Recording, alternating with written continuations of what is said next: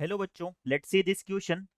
The equations of the directrix of the parabola with vertex at the origin and having the axis along the x-axis and a common tangent of slope 2 with the circle x square plus y square equal to 5 is option 1 x equal to 10, option 2 x equal to 20, option 3 x equal to minus 10 और option 4 x equal to minus of 20.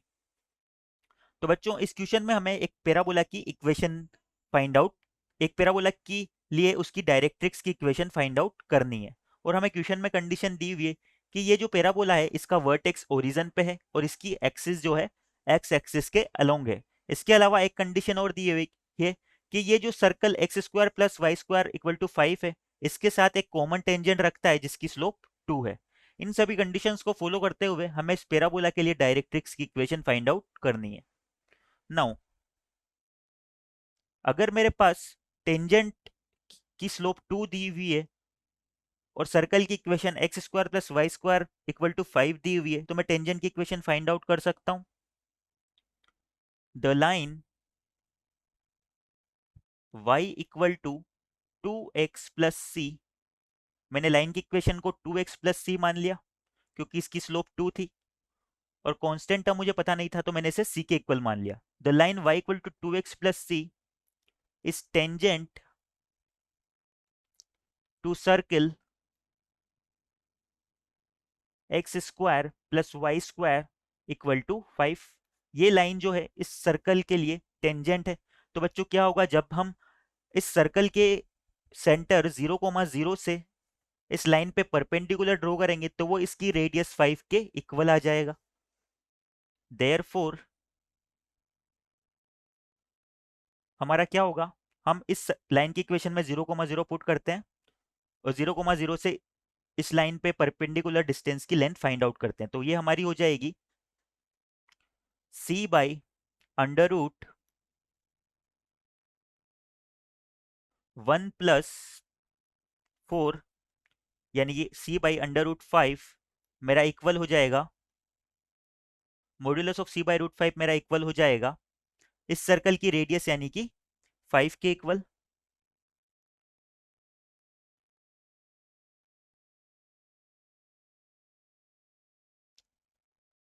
इस circle की radius हमारी x square plus y square equal to r square की form में होती है तो हमारी सर्कल की रेडियस क्या आ जाएगी अंडर रूट 5। नाउ इससे मुझे c की दो वैल्यूज मिली, मॉड्यूलस ऑफ c मेरा इक्वल आ जाएगा 5 के तो मेरा c इक्वल आ जाएगा प्लस माइनस 5 के। तो इससे हमारी लाइन की इक्वेशन क्या आ जाएगी बच्चों, y equal to 2x plus minus 5। Therefore equation of line, equation of tangent line is y equal to 2x plus minus 5।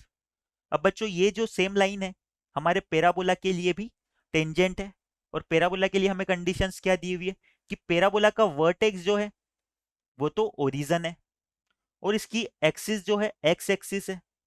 यानी कि मेरा पैराबोला क्या होगा, Y square equal to 4x या y square equal to minus 4x की form का होगा। या तो मेरा पैराबोला इस तरह से होगा या मेरा पैराबोला कुछ इस तरह से हो जाएगा। सपोज मेरा parabola y square equal to 4ax की फॉर्म का है तो हम इसके लिए क्या लिख सकते हैं, इसके लिए टेंजेंट की इक्वेशन क्या होगी बच्चों,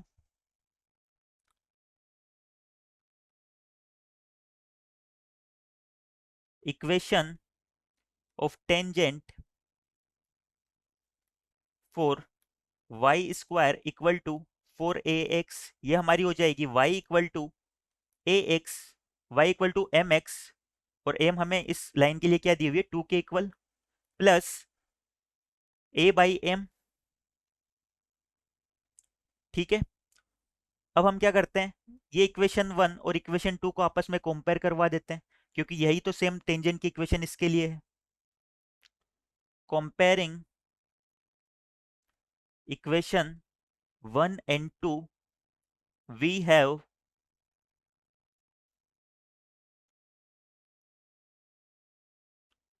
जब इन दोनों को आपस में कंपेयर करवाते हैं तो हमारा पास क्या आ जाता है बच्चों, y का कोफिशिएंट तो दोनों साइड सेम है और x का कोफिशिएंट भी दोनों साइड सेम है। यहाँ पर इस लाइन के लिए मुझे m की वैल्यू 2 के इक्वल दी हुई है, तो यहाँ पर मैं m की जगह क्या लिख सकता हूँ, 2 लिख सकता हूँ।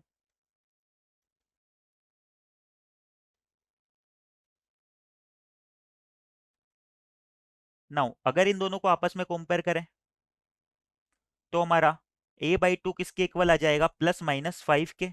यहाँ से मेरी a की वैल्यू क्या आ रही है, ±10। अगर a की वैल्यू मेरी ±10 है तो मेरे पैराबोला की इक्वेशन क्या हो जाएगी, therefore equation of parabola is y² equal to ±40x। अब हमें इस क्वेश्चन में पैराबोला के लिए डायरेक्ट्रिक्स की इक्वेशन फाइंड आउट करनी है। तो बच्चों मेरा ये जो पैराबोला है इसका वर्टेक्स तो ओरिजन है और इसके लिए 4a इक्वल है 40 के, तो मेरा a इक्वल हो जाएगा 10 के, यानी कि इसका फोकस 10, 0 पे है। पर यहाँ पर दो पैराबोला है, y² equal to 40x and y² equal to -40x। तो इन दोनों के लिए डायरेक्ट्रिक्स की इक्वेशन क्या हो जाएगी, जो पैराबोला 1 है उसके लिए मेरे डायरेक्ट्रिक्स की इक्वेशन हो जाएगी x इक्वल टू -10। सिमिलरली जो पैराबोला 2 है इसके लिए मेरे डायरेक्ट्रिक्स की इक्वेशन क्या हो जाएगी, इसके लिए मेरी डायरेक्ट्रिक्स की इक्वेशन हो जाएगी x इक्वल टू +10। ठीक है, इक्वेशन ऑफ डायरेक्ट्रिक्स